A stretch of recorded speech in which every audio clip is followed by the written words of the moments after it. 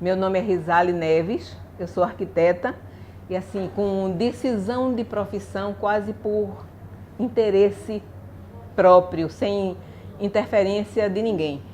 Bom, interferência de ninguém, mas se eu fizer uma análise do que aconteceu com a minha infância, eu vou ver que eu tive uma influência muito grande do meu pai, porque ele era marceneiro e restaurador. Então eu nasci e me criei dentro de uma oficina, muitas vezes até ameaçada de levar uma chinelada, se não um cinturão, né?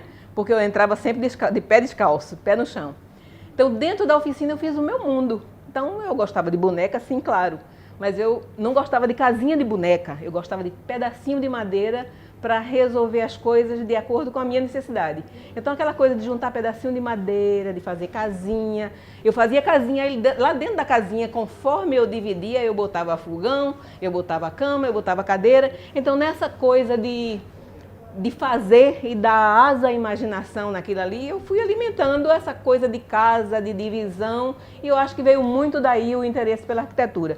E até quando eu falava para o meu pai que eu ia ser arquiteta, ele dizia, por que você escolheu uma coisa difícil? Porque você não vai ser pintora, você tem tanto jeito para o desenho, até porque na minha família, se meu pai era restaurador e ele lidava com madeira, um dos irmãos do meu pai, ele lidava com barro, então ele fazia esculturas assim lindas, maravilhosas.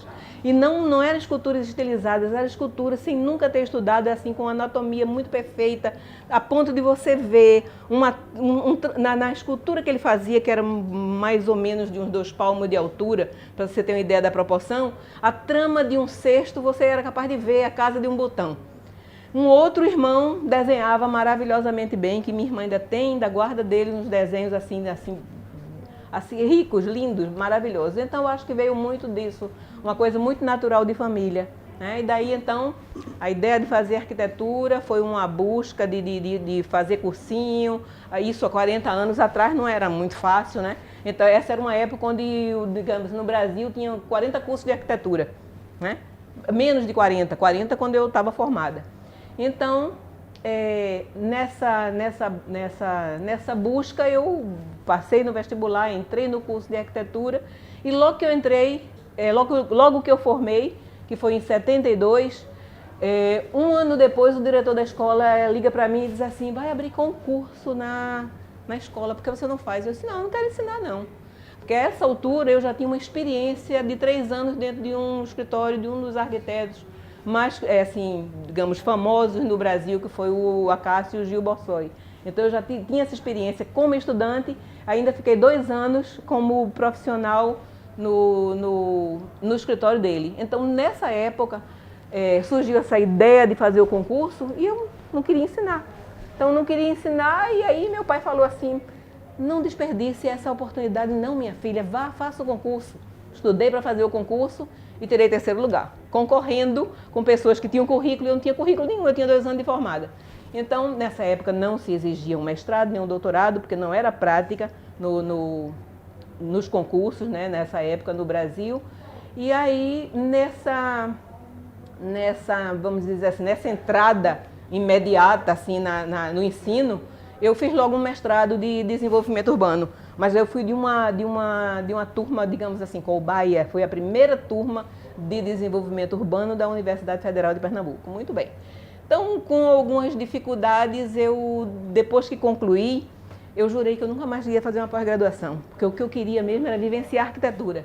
Canteiro de obra sempre foi minha curiosidade, era isso que eu gostava, e projeto. Então, como eu já projetava também, tive a sorte de projetar para o mercado imobiliário e um projeto deu vez a outro e aí eu passei 10 anos projetando para o mercado edificações em altura, ou seja, o edifício residencial, ou a habitação multifamiliar, como a gente chama, né?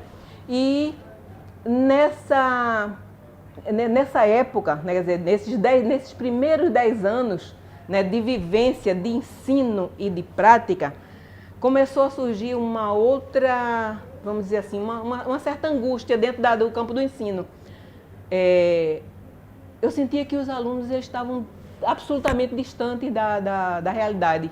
Então era muita prática, pouca teoria E, coincidentemente, depois de 10 anos, eu recebi um convite para assessorar esse mesmo mercado imobiliário para quem eu fazia projeto. E essa assessoria tinha um direcionamento para acompanhamento de legislação municipal, de aprovação de projeto, não de fazer projeto como profissional, mas de acompanhar as questões institucionais de aprovação de projeto diante das prefeituras. Então, somando aí, já foi uma terceira coisa, a prática de projeto, o ensino e a assessoria ao mercado imobiliário, veio uma outra ideia que foi criar um projeto para levar os meus alunos, aqueles para quem eu olhava e via que eles não tinham muito conhecimento da prática, de levá-los para os canteiros de obra. E nessa história, né, a coisa foi fundado, vamos dizer assim, criado um projeto chamado Aprender na Obra, nomezinho assim bem simples, direto. Era para aprender na obra realmente. O mercado imobiliário aprovou e com uma semana a Pró-Reitoria de Extensão da Universidade aprovou também. Então ele iniciou como um projeto de extensão. 4 anos depois a gente aprovou isso como componente curricular eletivo, ou seja, disciplina eletiva. E isso já está fazendo 15 anos. Então essa foi a história, né, das provocações, do interesse surgindo sempre dentro do mesmo contexto, que é o contexto da arquitetura, mas surgindo de forma diferente.